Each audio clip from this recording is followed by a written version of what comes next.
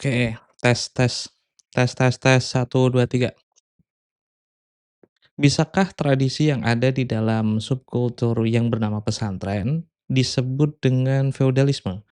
Saya itu selalu bertanya-tanya kepada semua orang yang selalu memakai istilah feodalisme pesantren. Karena ya saya penasaran aja di bagian mana feodalnya. Karena begini, setiap penilaian yang bernilai intelektual sebenarnya kan harus dimulai dari kejelasan makna. Kemudian dalam tradisi berpikir klasik, hal ini disebut musalamat atau acuan bersama yang diterima sebelum perdebatan dimulai. Karena tanpa itu, diskusi hanya akan berputar pada kesalahpahaman istilah, bukan pada substansi persoalan. Inilah mengapa langkah pertama yang paling sederhana, yaitu menetapkan definisi, justru adalah pondasi tertinggi dalam berpikir rasional. Pertama, definisi itu kan berfungsi sebagai pagar konsep. Jadi dia itu menentukan apa yang termasuk dan apa yang tidak. Kalau dalam bahasa pesantren kita mengenalnya dengan jamek dan manek. Tanpa batas ini, istilah feodalisme kan jadi lebih lentur dan kehilangan daya penjelasan. Dalam bahasa logika, kita menghindari kesalahan kategori, yaitu ketika dua hal yang berbeda secara ontologis akhirnya disamakan karena tampak mirip di permukaan. Terus dengan definisi feodalisme yang tepat, perdebatan akhirnya kan bisa berpindah dari rasa, tebak-tebakan, dan kira-kira kepada sebuah rasio. Kemudian yang kedua, definisi feodalisme yang disepakati akhirnya ya membuat sebuah klaim itu bisa diuji. Ia melahirkan indikator operasional, tolok ukur yang dapat diverifikasi di lapangan. Tanpa definisi, setiap pihak akhirnya kan bisa berbicara tentang feodalisme dengan ukuran yang berbeda-beda. Ya, contohnya seperti dua orang yang berdebat tentang panjang tanpa pernah menyepakati satuan meter. Disinilah validitas ilmiah bergantung. Konsep feodalisme hanya sah sejauh dapat dioperasionalkan dan diuji dengan cara yang sama oleh siapapun dan kapan saja, di mana saja. Kemudian yang ketiga, definisi feodalisme yang disepakati bakal memungkinkan terjadinya perbandingan yang sah antar kasus. Sebuah konsep yang tidak stabil maknanya tidak akan bisa berjalan dari satu konteks ke konteks lain tanpa berubah bentuk. Komparasi akademik mensyaratkan konsistensi definisi, karena hanya dengan begitulah akhirnya kita bisa tahu bahwa yang dibandingkan memang sejenis, bukan sekadar terdengar mirip. Nah, khusus untuk istilah feodal atau feodalisme, keharusan memulai dari definisi menjadi mutlak karena saya mengusulkan 3 alasan. Pertama, feodalisme itu kan bukan istilah netral sehari-hari. Ia lahir dari kajian sejarah Eropa abad pertengahan dan menunjuk konstruksi historiografis yang cukup spesifik.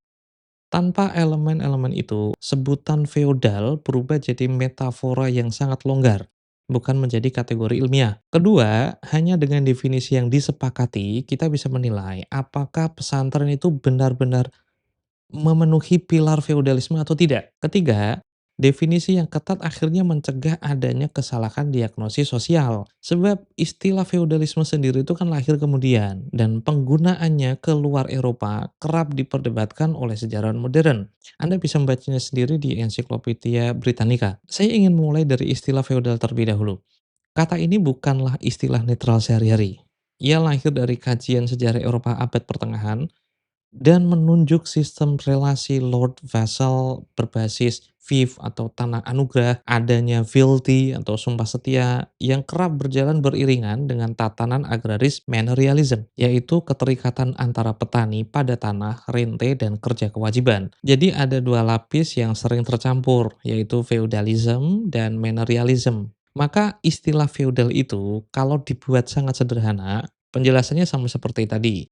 Ada tuan tanah atau lord yang memberikan tanah kepada pengikutnya dengan balasan loyalitas. Kalau dulu sifatnya militer. Sementara pada level pedesaan, manorialism itu membuat petani terikat pada lahan, membayar rente atau kerja wajib. Dan sebagian yurisdiksi atau hukum peradilan berada pada otoritas lokal, yaitu tuan tanah, bukan pada negara. Ini kerangka umum yang diangkat buku-buku sejarah modern dan ringkasannya di kompendium ensiklopedik, seperti di Britannica Kids misalnya. Kemudian kalau kita bandingkan ke pesantren, pesantren itu kan akhirnya semacam sekolah berasrama. Mereka itu hidup bersama, belajar agama, hormat kepada guru atau kiai. Tidak ada bagi-bagi tanah hadiah. Untuk meminta mereka memberikan jasa perang, tidak ada juga petani yang terikat yang wajib kerja karena status lahir, dan tidak ada pengadilan pribadi milik kiai yang menggantikan hukum negara di Indonesia. Hormat seperti mencium tangan atau menunduk bagi mereka itu disebut dengan adab atau etiket, bukan kontrak antara pemilik tanah dan juga jasa yang akan diberikan. Dengan kata lain, syarat-syarat inti, baik relasi feodal maupun manerial, tidak hadir di sini dan tidak ada di pesantren. Karena itu, jika memakai kacamata sederhana tadi, pesantren tidak masuk feodal dan tidak tepat disebut menerapkan sistem feodalisme. Yang lebih pas, kalau mau kritis, adalah menilai tata kelolanya. Apakah pesantren itu transparan? Apakah akuntabel? Apakah melindungi santri dari kekerasan jenis apapun, termasuk kekerasan seksual? Bukannya menempelkan label feodalisme yang khusus untuk dunia ala Eropa abad pertengahan. Dengan begini kan kritik menjadi lebih tajam dan diagnosisnya tepat alamat.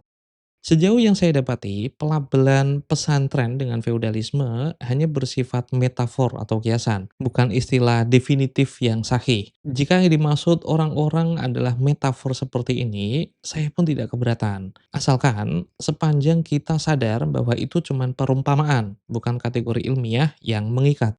Banyak kiai, santri, dan masaya pondok pesantren ya, menyampaikan kritik terhadap praktik-praktik berlebihan di dalam lingkungan mereka. Namun ini tetap beda kelas dengan feodal sebagai konsep historis. Saya berikan contoh-contoh yang mengantarkan orang-orang hingga akhirnya mereka itu melabeli pesantren sebagai ladang feodalisme.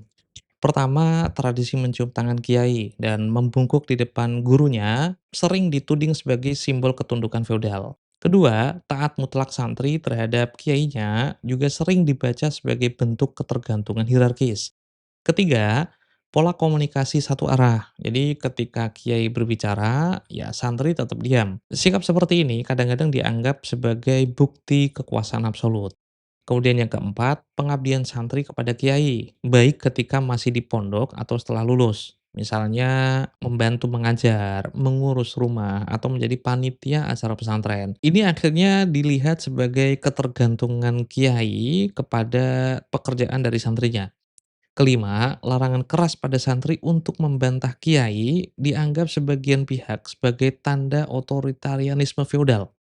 Keenam, status sosial tinggi keluarga kiai di komunitas sekitar itu dibaca sebagai semacam bangsawan lokal atau nobility. Inilah yang tadi saya sebut bahwa banyak praktek di pesantren yang sekilas tampak feodal, sehingga vonis feodalisme tadi hanya berdasarkan kemiripan, bukan kesamaan yang sesuai definisi feodalisme itu sendiri.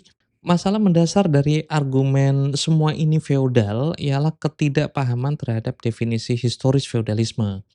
Dari sudut pandang akademik misalnya, feodalisme menuntut persyaratan yang cukup keras. Ada fealty atau tanah dan juga sumpah setia. Ada ketergantungan kerja agraris ala manerialism. Dan sebagian yurisdiksi itu di tangan tuan tanahnya, bukan kepada negara. Tanpa itu, analisisnya menjadi kiasan yang ya kabur.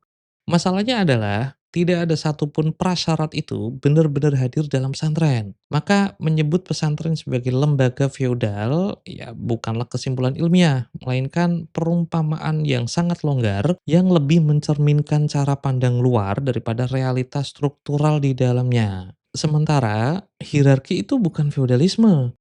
Hierarki adalah struktur organisasi yang ada di semua lapisan masyarakat manusia, dari komunitas religius, dari birokrasi, hingga perusahaan teknologi seperti Silicon Valley. Yang membedakan adalah apakah hierarki itu menutup mobilitas, memaksa kesetiaan lahiriah, dan menguasai hajat hidup dasar dari korban. Yang membedakan feodalisme dari hierarki biasa adalah sifat ketertutupan, koersi, dan mandeknya mobilitas sosial. Di dalam sistem yang sangat feodal, seorang penggarap tanah tidak akan pernah beranjak menjadi tuan tanah. Tak peduli secerdas apapun dia, posisi sosialnya terkunci selamanya. Apakah ini berlaku di pesantren?